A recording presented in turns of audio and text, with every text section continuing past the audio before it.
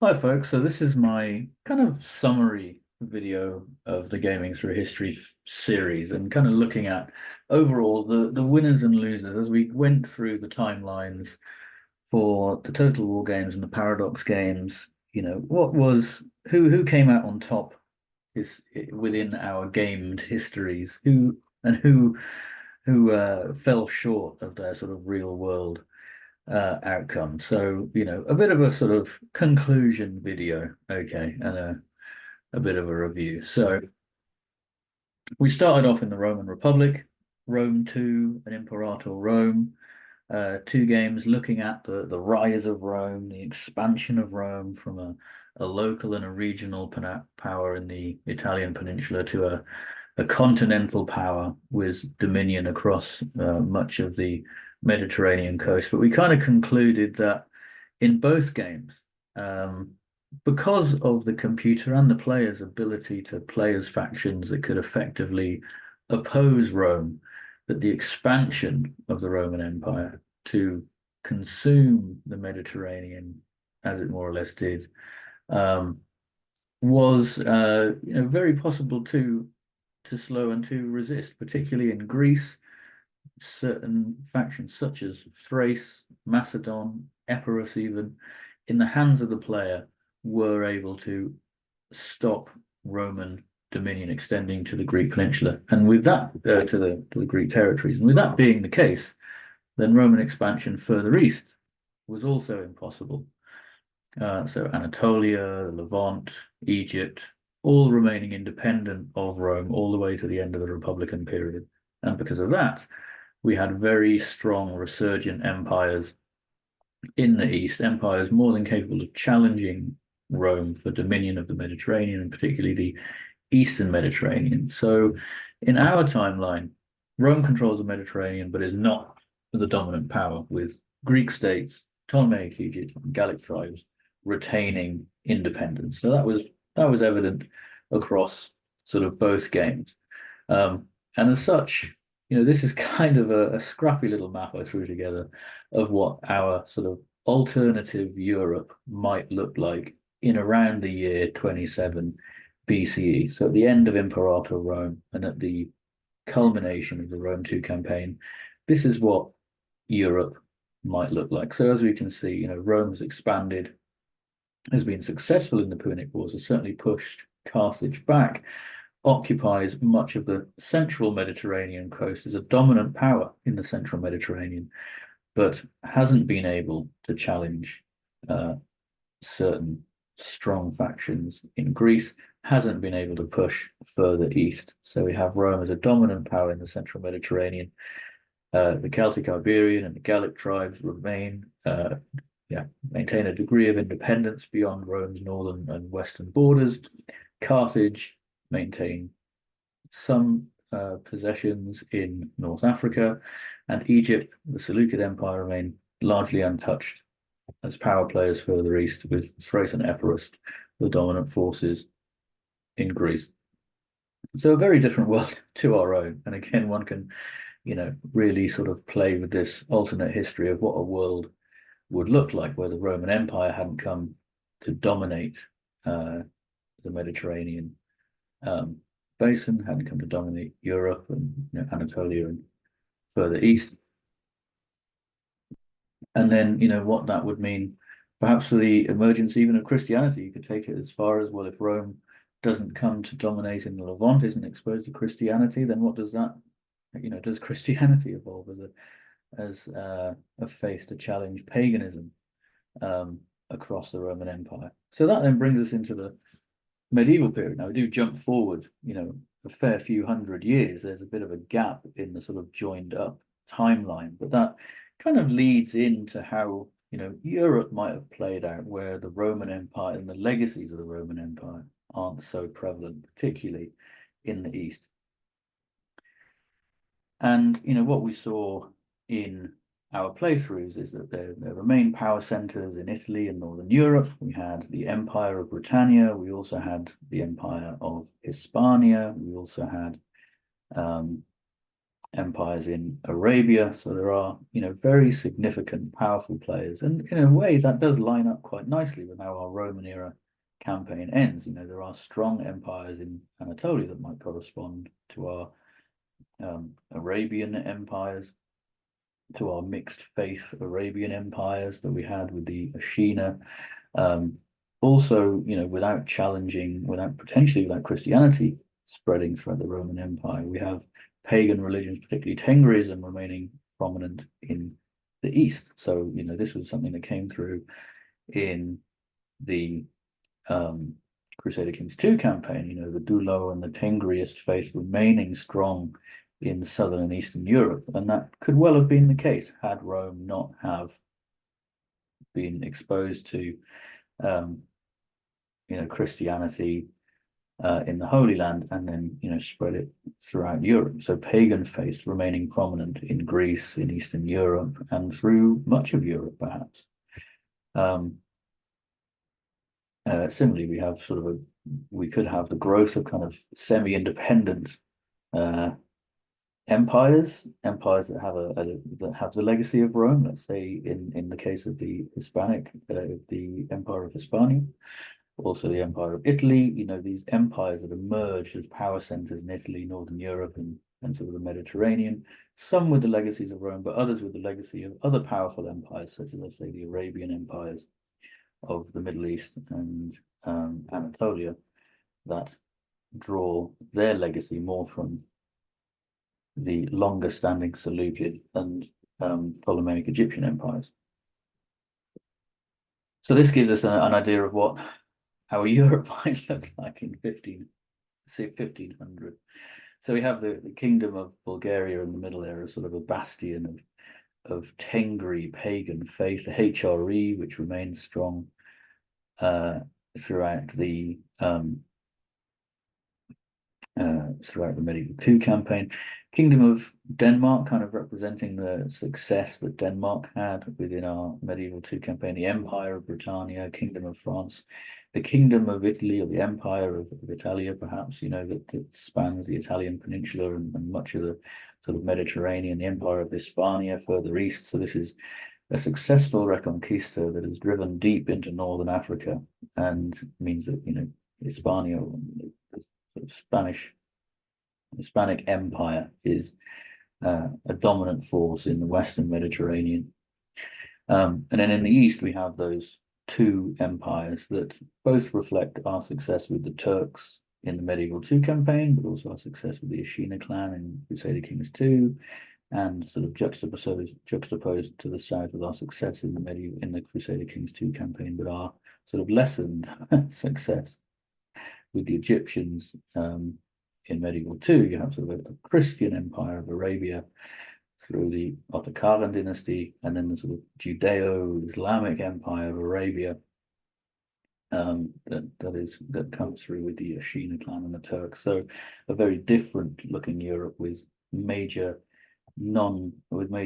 mixed faith power bases in the East, pagan control within sort of Eastern and Southern Europe, and then a number of already consolidated empires in territories within Western Europe, particularly Britain, particularly Scandinavia, led by Denmark, and particularly the Iberian Peninsula and Northwest Africa in control of the Empire of Hispania.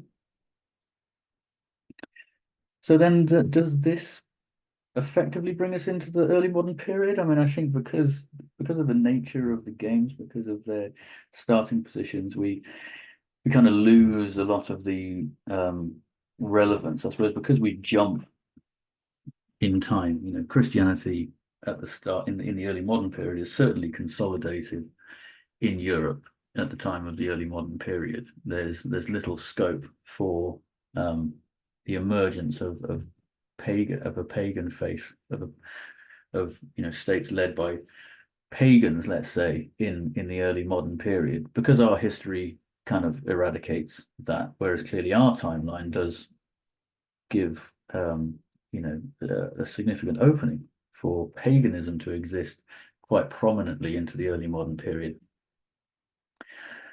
Whereas, moving into the sort of global reach, Europe certainly dominates in terms of global reach, with China and northern India as potential rivals to European power. So again, this was reflected in both our Empire Total War gameplay and in the EU4 gameplay, that China more in the hands of the player, and India certainly in the hands of the player or the computer, can emerge as powerful forces to challenge the sort of global authority, if you like, of those European colonial powers. But still, much of the economic and military strength consolidates around those grand European-led empires. And this is sort of a fairly, again, fairly scrappy representation of what that world might look like. Now, looking at those large empires, certainly when you saw the Spanish Empire emerge, but in Empire Total War, it's already fairly set in stone. The Spanish Empire occupies the part of the map that is sort of northern South America, Mexico, Central America. Doesn't have, in Empire Total War, we don't have a full global map, so we don't have the west coast of the United States. But playing EU4, it was often the case that Spain and Portugal would be the primary drivers of colonialism in the Americas, but Spain would often focus on, modern-day Colombia, Peru, and Portugal would tend to end up dominating much of what is modern-day Brazil, as well as sort of Argentina and Uruguay. So South America was more or less split down the middle, not unlike how it does appear in our world after the Treaty of Tordesillas and the kind of agreement on the split of Southern America and much of the rest of the world. But in our timeline, obviously Spain does come to dominate Argentina or in sort of the southern cone of South America, whereas the Portuguese, certainly in EU4, often come to dominate much of the east coast of South America. So I've kind of split that, along EU4's lines, Spain dominating in North America, particularly the west coast. The British do tend to occupy Canada, with the French often the leaders in the modern day United States and sort of the east coast of the USA. Got the Ottoman Empire as a very prominent empire, again reflecting the very good scores and the very strong imperial sort of cohesion that persisted in both games, with in the hands of the player and the computer, really, the Ottoman Empire being able to wield a lot of power, probably almost even more power than they did, in our historical timeline during this period, and be able to maintain that power into the modern era. So this is a map that I've dated around about, let's say, 1820. So I have acknowledged the independent Indian empires, and that's sort of more aligned with both EU4 and Empire Total War played out, with the Maratha Confederacy a prominent power in the south, the Delhi Sultanate a prominent power in the south. And I suppose what we could say is that going into this period, Britain and perhaps other nations have trading posts. They still have settlements perhaps along the Indian coast, but primarily for trade. They haven't been able to penetrate into the sort of political heartlands of the Indian subcontinent and begin to sort of formally acquire territory.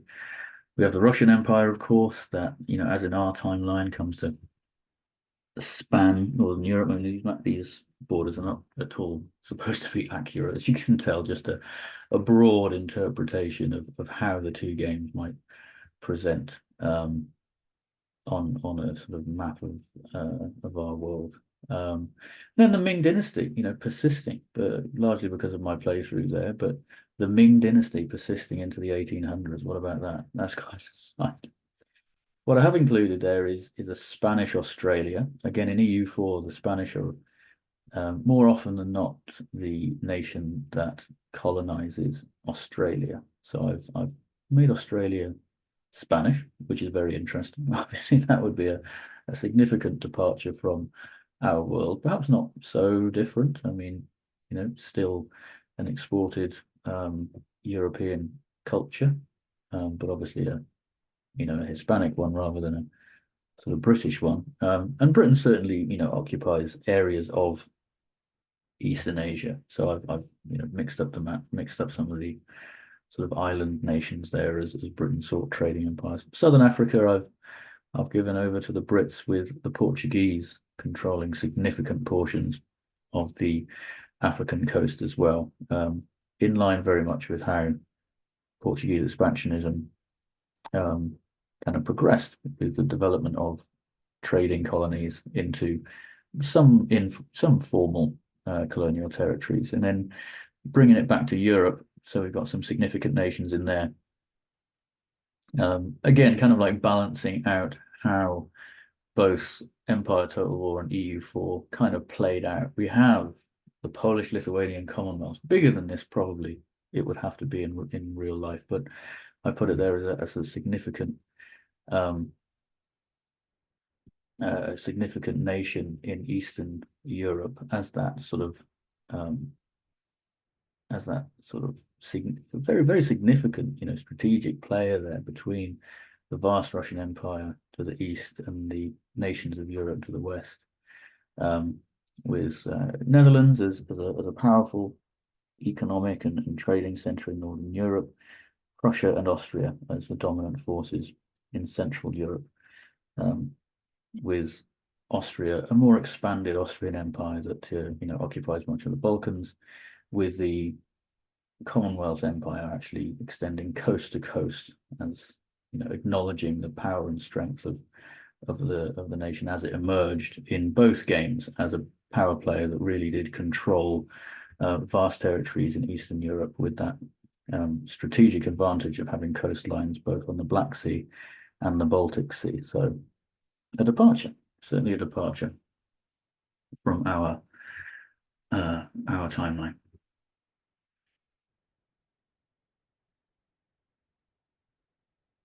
So then, we touch on the two kind of shorter games, the Sengoku Jidai. Not a lot to say here really, because we are focusing in on a conflict which, as we discussed, is fairly linear.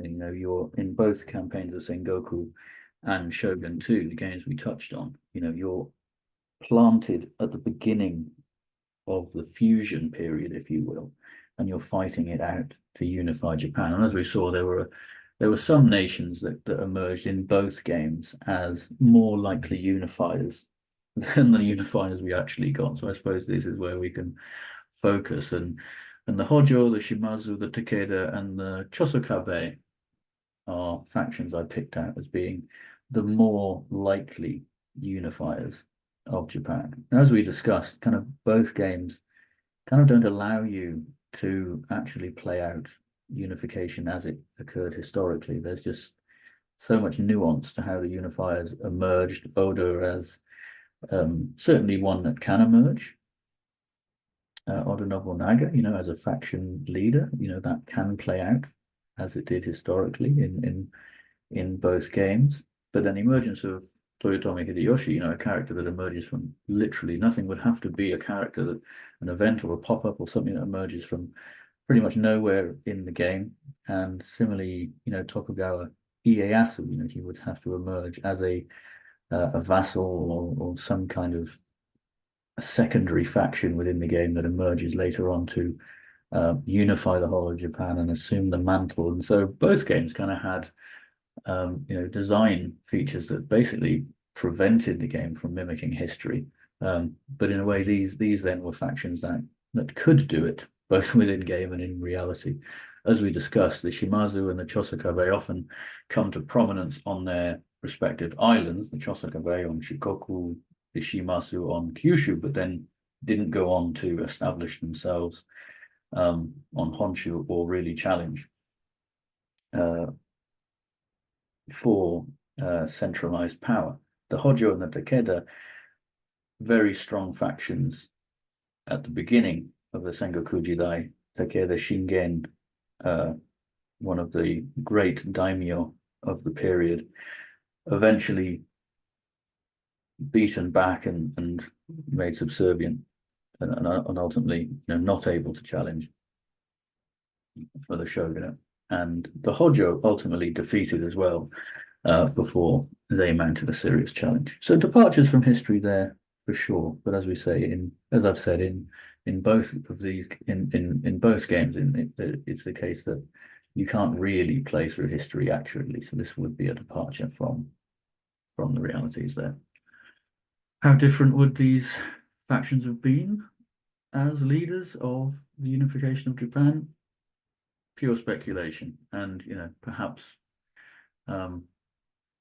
far more knowledgeable historians of the period could say more for what a Hojo Sultanate, shogunate, or a Shimazu shogunate might have looked like, instead of the Tokugawa shogunate that we see emerge after the Sengoku Jidai period. So the other games we looked at that were very short and very focused was the Napoleonic Wars then, and Napoleon Total War and March of Eagles. And again, I suppose here we're looking at two games that really look to represent a particular historical narrative, and rather than sandboxes we've seen in the other titles, look for a immersive, fairly linear experience. But what is certainly true is that in both games, Napoleonic France survives the war. Now, this is true. This is true of Napoleon Total War because the player is, either playing as Napoleon or playing against him. But if we count player agency rather than just player on computer, then it's unlikely that the player is going to be defeated. France is a very powerful force and is able to push back its rivals, fairly effectively. And the game also ends in 1812. So the game doesn't look to model the decline of Napoleonic France. So in the case of Napoleon Total War, France does, survive and thrive after the war. And the same is true of March of Eagles. The campaign does go on longer. It does potentially cover the decline of France. But as we discussed in the video, it is far more of a sort of a sandbox where all the different factions are vying for dominance during this period. And it isn't just focused on the wars of the coalitions and the effective attempts to curtail and contain the expansionism of France. So, historically, in both games, and particularly in the March of Eagles, that does go beyond 1815 and the Battle of Waterloo and Napoleon's ultimate defeat, France and Napoleonic France emerges from the period as one of Europe's great powers, with Great Britain, Austria, and Russia emerging as the other great powers. So again, historical and ahistorical, kind of in equal measure. Britain certainly did emerge as a great power following the Napoleonic Wars, especially with the defeat of France's navy. Britain is unchallenged in the at sea. Austria and Prussia are much beaten, but emerge with a degree of prestige from having defeated the forces of Napoleon. And Russia similarly does, obviously sees, Moscow burn, etc., but does emerge victorious. So these are both within game and historically, powers that do emerge invigorated by their victories over Napoleonic France. Ahistorically, somewhat is how weak Prussia is, and that was something that was reflected in both games. Prussia does seem to be weaker at war's end. It's not a dominant force, and this does lend itself to some interesting alt history speculation. If Prussia emerges from the Napoleonic Wars significantly weakened, and this is also reflected in how the EU4 playthroughs came about. If Austria is the dominant force in Central Europe, and if Prussia isn't able to challenge Austria for sort of leadership, if you like, of the Germanic peoples, then in in the 1800s, do we see Prussia emerge as the leader of ultimately Germany, which of course has many repercussions um, in terms of how alternative histories could play out long into the 1900s and to today. So some alt history and some divergences there, but notably we have a Napoleonic France. It could have been a republic. It might have gone for a more monarchic imperial vibe, but it does survive and thrive. And Prussia, on the other hand, is weaker.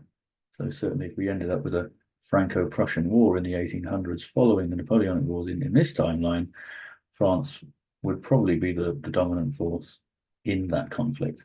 And as such, with a weaker Prussia, do we get a stronger Germany? Who knows? And then finally, we come to the sort of more modern period, the Worlds at War, where we were looking at Victoria and we were looking at Hoi 4. So obviously, everything that we've discussed in terms of like alternative and divergent timelines influence what we would get at the start of Victoria 2. A lot of the main factions remain, but like I say, the power dynamics are different. And certainly if you've got a massive Poland-Lithuanian Commonwealth in Eastern Europe that is bordering an emergent Russian Empire and a weak Prussian territory, how might Eastern Europe emerge as sort of a consolidated empire down the road? But what we did see over the course of the Victoria II campaign is that Germany does emerge, and this is kind of again we've got that reset. So again, the divergent timelines, they don't play through. But Germany, if it emerges, which it more often than not did, does emerge as an economic and military power in Central Europe. The United Kingdom maintains a strong empire into the 30s. France and China become our sort of top four nations. What we did say, though, is that because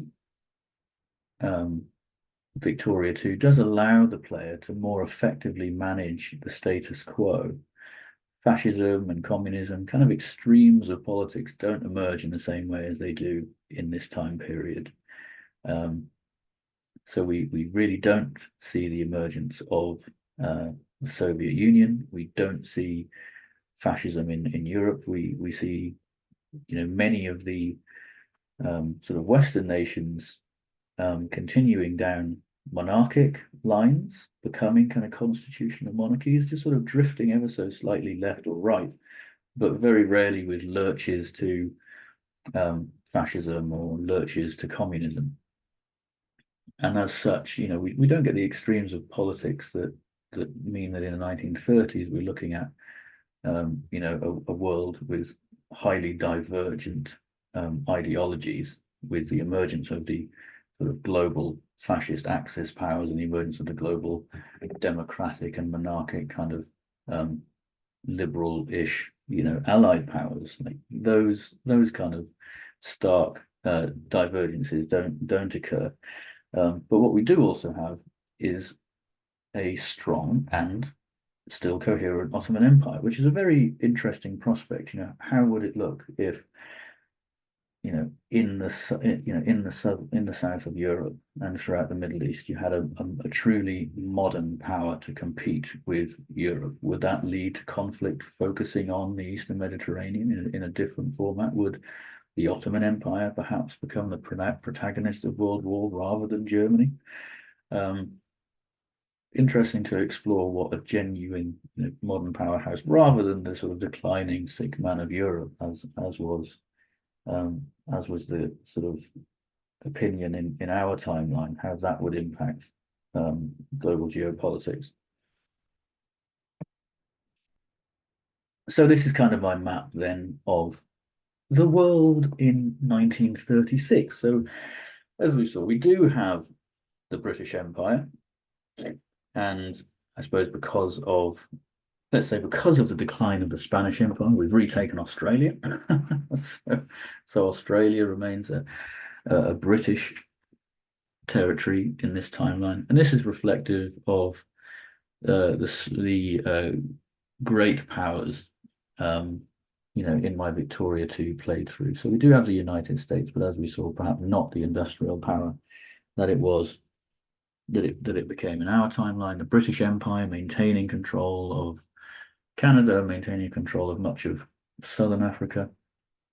When I noted sort of the scramble for Africa results, the French Empire and the British were the two dominant forces, with the Ottoman Empire being in third place. That's sort of why I sort of divided Africa, if you will, in that way. So Britain controlling much of southern Africa, French sort of north and west, and the Ottoman Empire having a territory that includes much of the Red Sea coast as well as Egypt. So a very strong player.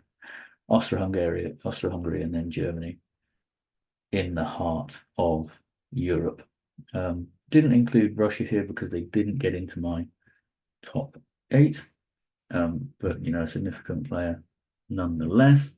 And then the Chinese and Japanese Empire round out the last of the great powers further east. So significant power, significant industrial and economic power in East Asia to genuinely compete with European and North American dominance of global geopolitics, let's say.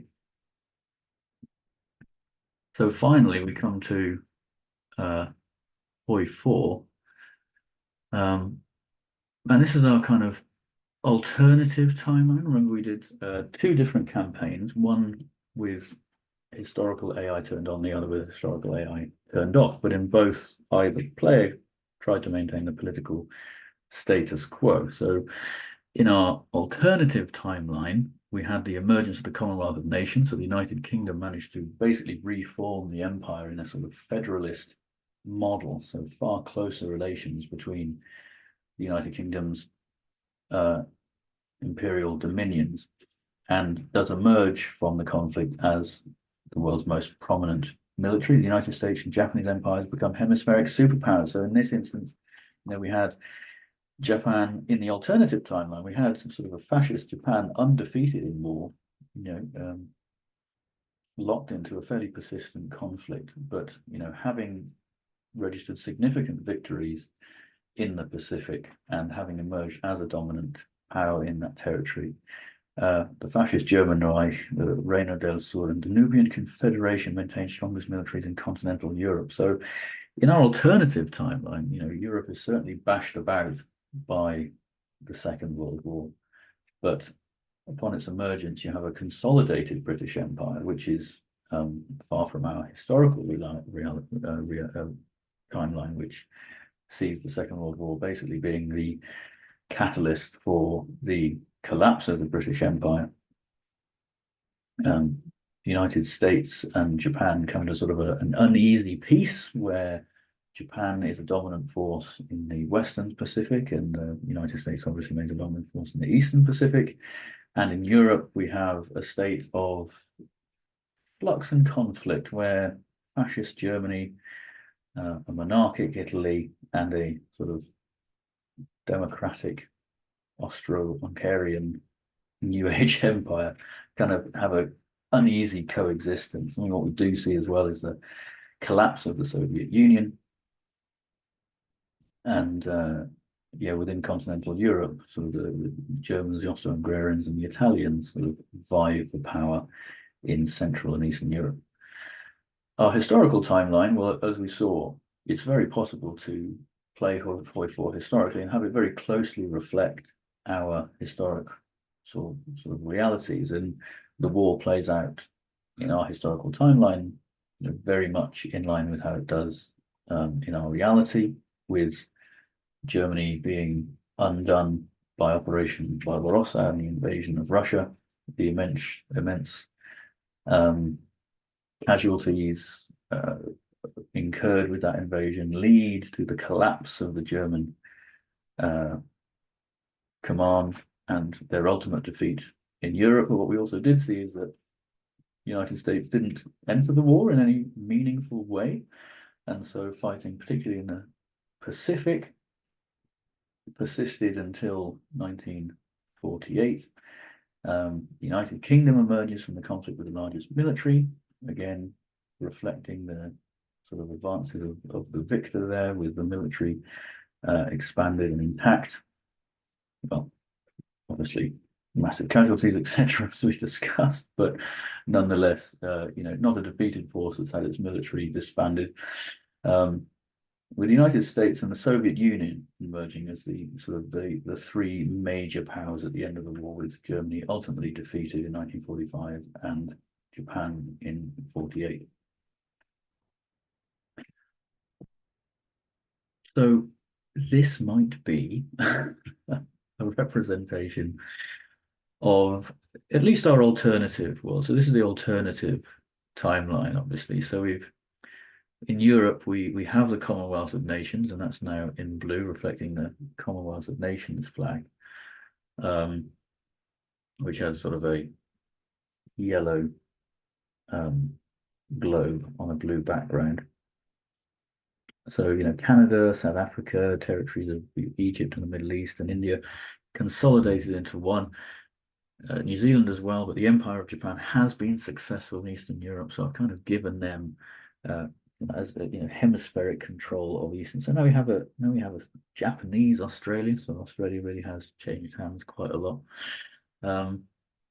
I've reflecting the sort of success, if you like, of the Reich in my playthroughs. I've put them in as a dominant force, as you can see, in Eastern Europe, still fighting the remnants of the Soviet Union, because we were locked in sort of a constant battle. In a way, this is what success might have looked like for the Germans. We've got the French Empire in there, but we could say that they have a somewhat vassalized relationship, perhaps, with the Germans. Turkey as a force, but a reduced force in the Middle East, and then the Danubian Confederation as this kind of awkward enclave there of kind of democracy in sort of Eastern Europe. So it is awkward, but the remnants of the Soviet Union. So let's say they're fighting on, but they're being pushed. They're being constantly harassed in central Russia now, from the Empire of Japan to the east and the Reich to the west. Because my playthrough of the Soviet Union did end in demise, let's say. So an interesting map. I think there's a lot to this in terms of how the alt history looks. It's interesting to think of a World War II alternative outcome that actually leads to a consolidation of the British Empire. It really couldn't have gone that way. I think tensions across the empire were stretched far too thin.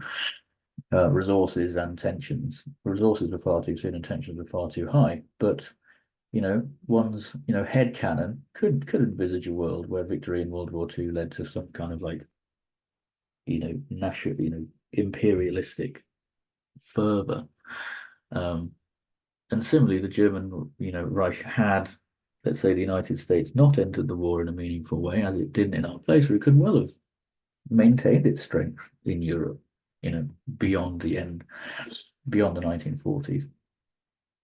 Had it not faced had the invasion of Russia not gone quite so badly, and then the Americans not been quite so involved in supporting the Russian resistance and then supporting the Allied offensives across, Italy and France, after the Normandy landings.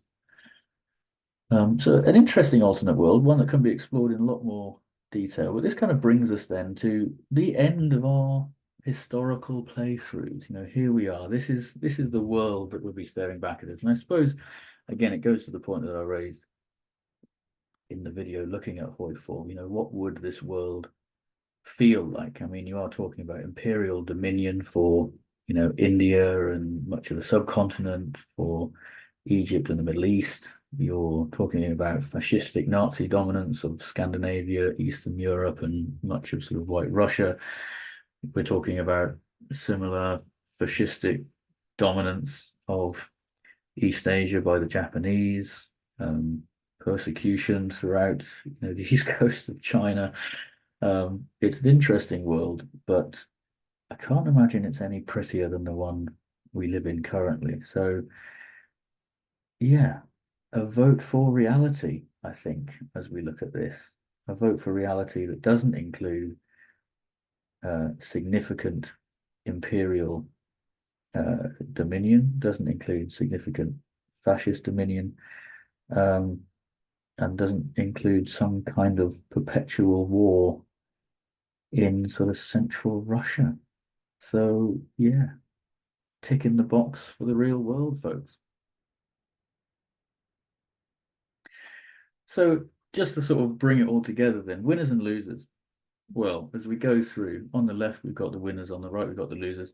Hellenic cultures in Greece and Egypt, yes, they persist and aren't absorbed by the Roman Empire. Eastern European pagan faiths, yes, why not? Pagan nations persisting into the modern period in Eastern Europe. Early empires, so we've got major power players, early consolidations of power in Britain, Italy, Spain, and Arabia's mixed faith empires. How interesting would that be? Not necessarily, Muslim empires in the Middle East, but a mixed faith, sort of Judeo Muslim territories. India independent world power through early modern period. Well, we did have Delhi, we had the Maratha Confederacy. So sort of a winner there would be a native Indian empire to rival European global dominance. And alongside that, China as an industrial, economic, and military power capable of rivaling European power. Germany as well, emergent as a global industrial power. Japan, East Asian hegemon, so moving into the modern period. Well, Japan ultimately faced defeat in World War II, but in our playthroughs, they do come out on top in the Pacific. And the British Empire. There's a bit of a theme here. Britain does come out as a big winner. I suppose throughout history, Britain has largely won. I don't think Britain is doing much winning at the moment, but historically speaking, if you were to score it, Britain has done pretty well, but Britain does maybe even better in these games. And I think that's a bit to do with gameplay, that's a bit to do with mechanics, that's a bit to do with games trying to reflect that historical reality. But it's also quite a bit to do with geography. I mean, Britain as an island, it comes with its advantages and disadvantages. As a fairly small island, Britain is not resource rich, but at the same time, it's largely, it's pretty hard to invade. Obviously, it does occur in the medieval period, but Nazi Germany couldn't achieve it in World War II. Napoleon couldn't achieve it in during the Napoleonic Wars. So Britain does have the ability to, kind of follow its own track and use that to its advantage. And I think within the game world, you can do that even more. Like you can create the Empire of Britannia pretty quickly and then achieve, great European strength in the medieval period, for example. And then, in EU4, for example, with a strong navy, you can build up your economy. You're never going to, face destruction as you might do within Central Europe, if a powerful country emerges and challenges your sovereignty. So Britain benefits more from its geography, perhaps, in the game world than it perhaps did historically in our own world. But in this case, we actually do have a modern British Empire that persists beyond World War II and is reimagined as the kind of federalist global superstate of the Commonwealth of Nations, which is an interesting one for British nationalists to enjoy. What about the losers? Well, Rome's rivals in the Italian peninsula and the cultures of Illyria. Well, certainly with Roman expansion, Rome does dominate Italy, and it does dominate near areas of the Mediterranean. So there isn't an effective challenge to Roman power to Rome as a local and sort of regional power. Early Christianity and Eastern Catholics. Yeah, I mean it's an interesting one. If you don't get if you don't get Rome expanding into the Middle East, do you get Christianity?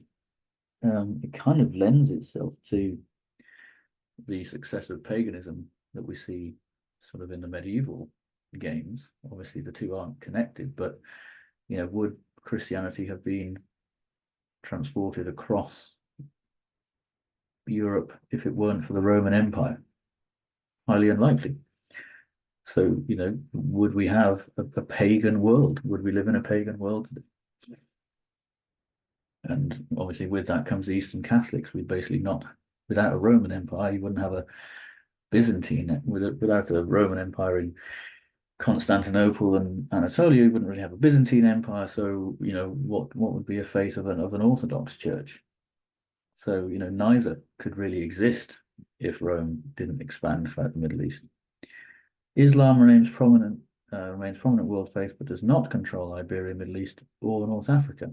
So, again, this is reflected both in the medieval games and then, into the more modern games that, with Christianity having been established, Islam is more effectively pushed out of the Mediterranean and doesn't even come to dominate in the Middle East or North Africa. We've seen that through my playthroughs and through the kind of aggregated playthroughs, the Middle East being such a melting pot of faiths that it is more common that a sort of mixed faith empires emerge in the Middle East rather than Islam dominated faiths, Islam dominated nations.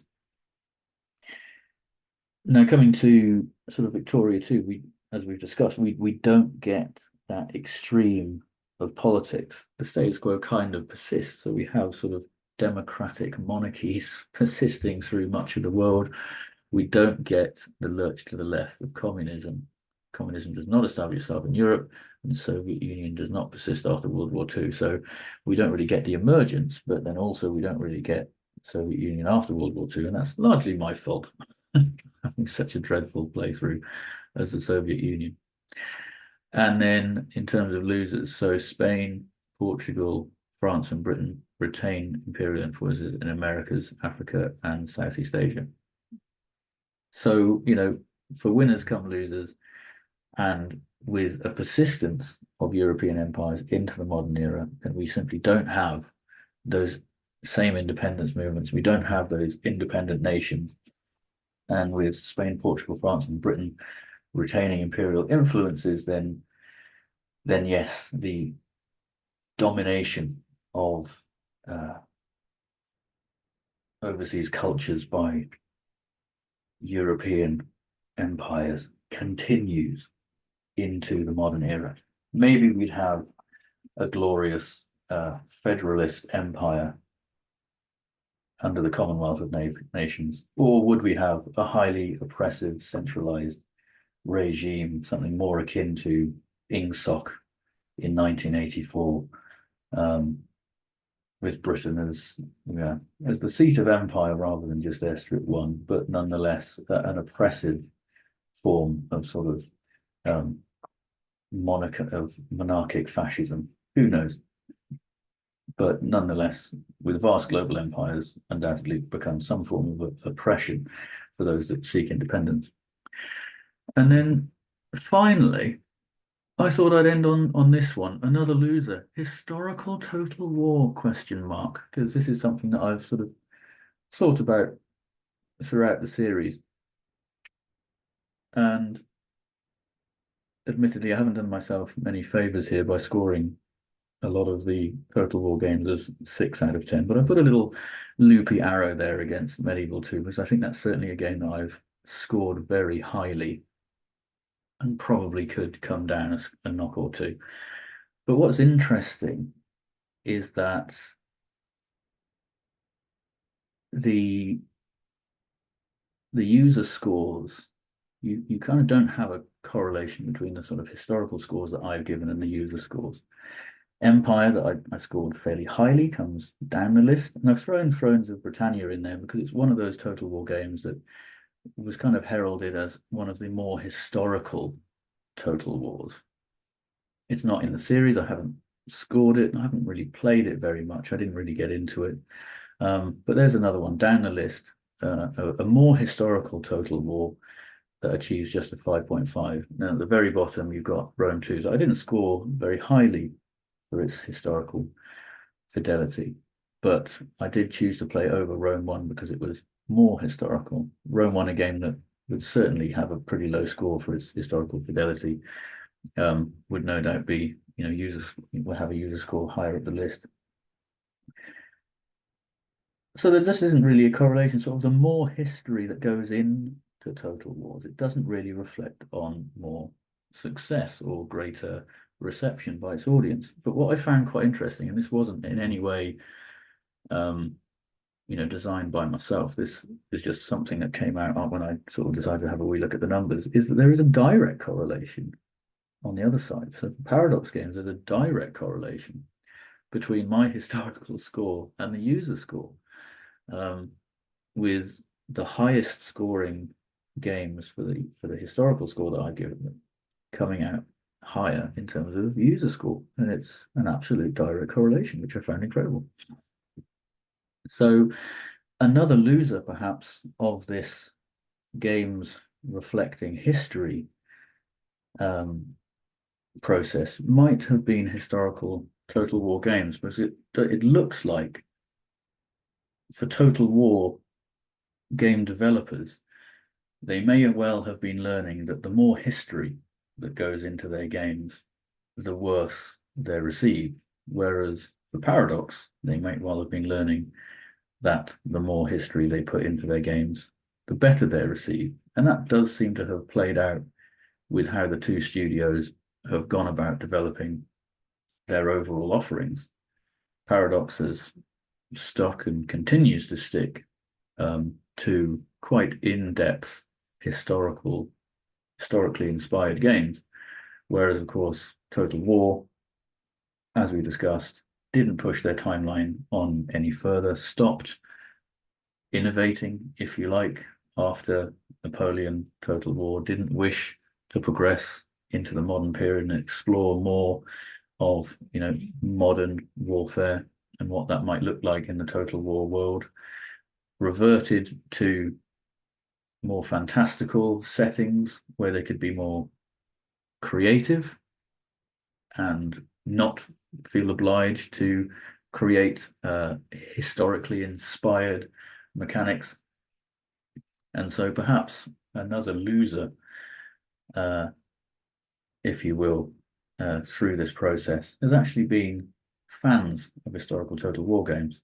And the flip side, perhaps, is that another winner has been fans of Paradox historical games, who have seen the producers of that series at least learn a lesson that more history is more fun, whereas perhaps Total War, more history has actually led to less fun. Anyway, folks, just something to reflect on in terms of the history of the games, as well as the games, the history of the games, as well as the history in the games. That's going to be our sort of final wrap-up video. So thanks for sharing this series with me, and I may well see you on the next one. Ciao for now.